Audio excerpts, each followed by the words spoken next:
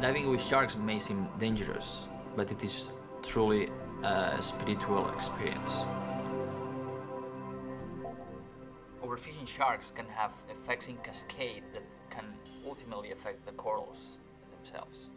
Sharks are on the top of very complex food chains. So sharks eat groupers that in turn eat parrotfish that in turn eat algae. If we remove the sharks, the groupers may increase in abundance. And if the groupers increase, then the fishes that they eat, the parrotfish, may decrease. So by removing the sharks, we might be reducing the abundance of these parrotfishes that graze on algae. When there are sharks around, there are no dead fish floating around, there is no organic waste, and there is no food left for the microbes to thrive. So the sharks ensure that the system is very, very efficient and clean.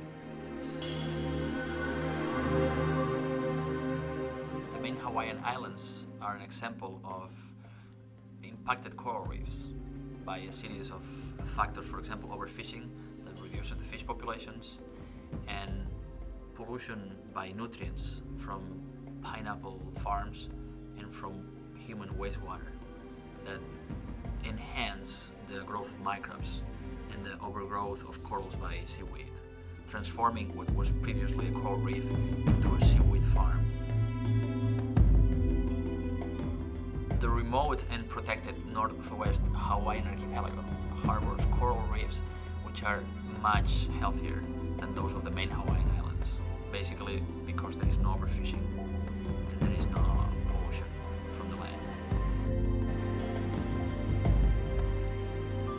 We know from small marine reserves that if we protect against fishing, the target species are going to come back.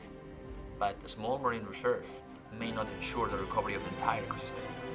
So if the goal of conservation is to reverse the trajectory of degradation and to recover an entire ecosystem, we need to think at an ecosystem scale.